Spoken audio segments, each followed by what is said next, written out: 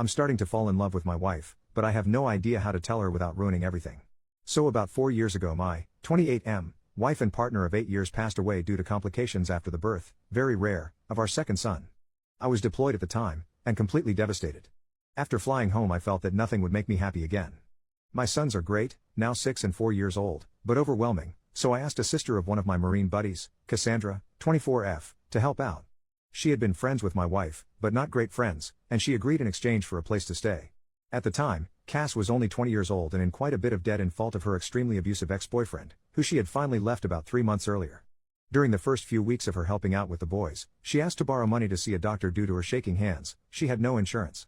I happily obliged. She was an angel, doing all of the cooking and cleaning and keeping my young family together. It turned out that she had developed some sort of neurological disorder, probably brought on by repeated abuse. At the time it seemed simple. I had good insurance, she needed health care, I never thought I'd be able to move on from my wife, and she was afraid of intimacy. I agreed that I would marry her, but keep our platonic relationship. She promised not to burden me with her debt, and we had a prenuptial agreement and all. I know that this is fraud of the government, hence the throwaway, but we were both so damaged and needed somebody, even if not intimately. The past 3 years have been about as good as expected, if not better. Cass is great, better than great. She keeps the house spotless, had food ready every night when I get home, and has been working overnights as a baker and almost has her debt paid off. Her condition has improved greatly also, due to the great medical care she was able to receive. With the boys, she is a saint. She tells them about their mother, shows them pictures, takes them places for fun, and even taught them how to read. Of course the 6-year-old just finished kindergarten, but my 4-year-old is going to be the smartest kid in his class next year. Sometimes the 4-year-old calls her mommy, but she shushes him and reminds him that her name is Cass and that mommy is the angel whose picture is above the fireplace. Once her debt is fully paid off, the kids are in school, and she saves up a bit of money, she is going to go into a nursing program. Our relationship is still platonic, but very caring. I've cried on her shoulders more times than I can count, and she's done the same.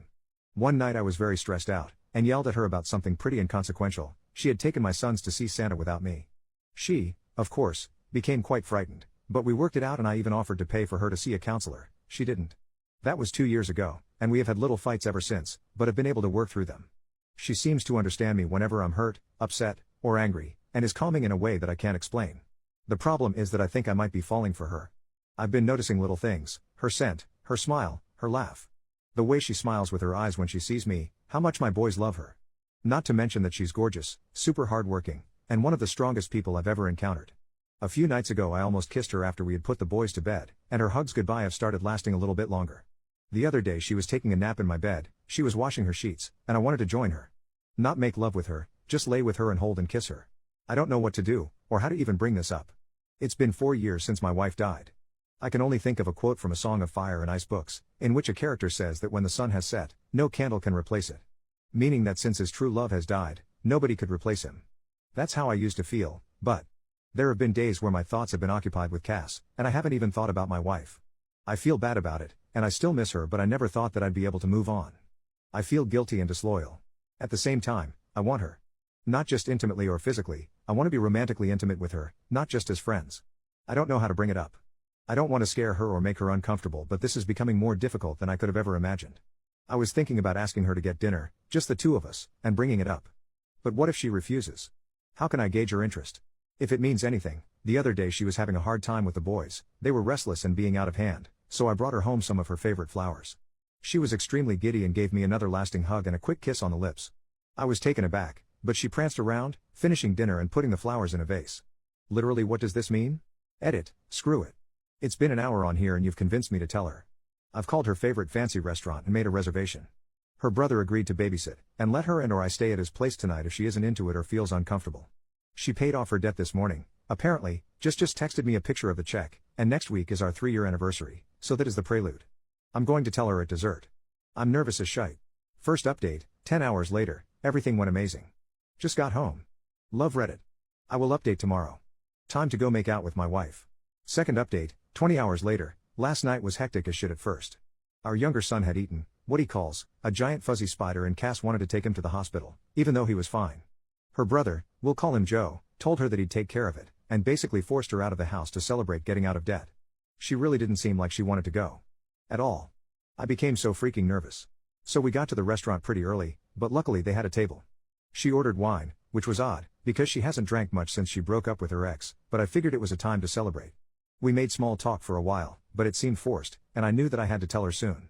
So, before the entrees even came, I said that I had something to talk to her about. She didn't smile and told me that she knew. Joe told her. And my goddamn heart almost stopped. I instantly told her that I was so sorry. I didn't want her to find out that way. I wanted to tell her myself. She shook her head, kinda frowned, and said that it was okay. She just wanted me to be happy and that I deserved it. I told her that I didn't want to stress her out or make her uncomfortable, but I just needed to tell her, and see how she felt, and that it was completely up to her. She gave me a look and said that it actually was up to me, and just to do what made me happy.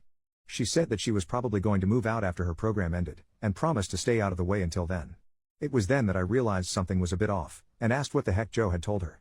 She said that he told her I wanted to take her out to dinner to tell her that I had started developing feelings for a girl, and wanted to ask Cass if it would be okay if I asked this girl out.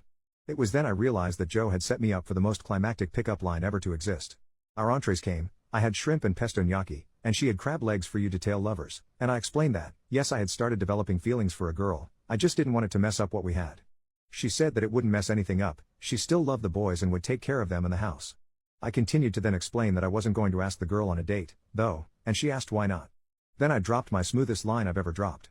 Because I'm already on a date with her. Right? Thanks Joe, because he must know about your planned movie and really wanted that line. She gave me this look that she gives my sons when they tell her things like I'm going to the mall by myself or I have a girlfriend named Sarah. Then she looked away, smiled and shook her head and asked really? I nodded and told her that I cared about her more than anybody else alive, other than my sons, that I loved our family, and that I had fallen in love with her. She then took a drink of wine, rolled her eyes, and said it's about freaking time, Alex. And I'll never forget what happened next. Maybe it was a faux pas, but I leaned across the table and kissed her. Spilling her wine. But neither of us cared and we kissed for about a minute, before she told me to get off her before her crab legs got cold. This was joking, but not. You'd have to know her. After leaving the restaurant we got ice cream and sat around and kissed some more, before heading home. Joe was sitting on our couch watching one of those VH1 dating shows with a shit-eating grin on his face, and Cass ran in, screaming at him that he ruined everything and that she was going to have to move in with Mom now. We let him believe it for about 5 seconds before bursting into laughter. He shook my hand and told me that the boys were sleeping and left. I picked Cass up and kissed her and carried her to my room where we, well, made out for like 2 hours and snuggled the shit out of each other. She isn't ready for anything else, but emphasized yet. I'll give her all the time in the world. At one point the youngest son came in because of a nightmare, and brought his dog, a golden retriever puppy, and claimed that the doggy was scared so we of course, let him in. I woke up early to make everyone breakfast, and am about to go and kiss my wife goodbye, and ask my boss for the second part of the day off so that I can spend more time with her while the boys are at school and preschool. I'm really sorry I haven't replied to everything. I was a little busy, but thank you all for the support. Second update, 2 days later, my wife and I are doing fine. But I'm still unsure how to provide proof. I've lost the receipt for the restaurant and didn't pay with a card, and won't post pictures for obvious reasons, such as years of defrauding the government. But I will deliver and find a way. I promise, as a man of my word. Haven't I always delivered so far? And to those of you who are talking about a second wedding ceremony, we just kissed for the first time 2 nights ago. Overly attached Reddit? Finally, thank you to whoever gave me gold. I spent about $25 last night buying Joe beers. But next time, please use that money for real good. Take a vet to lunch, learn CPR, I don't know. But again, many thanks to you. I promise I'll update again in the future, but don't be angry if it isn't very often. I've been a little busier than normal. Cheers.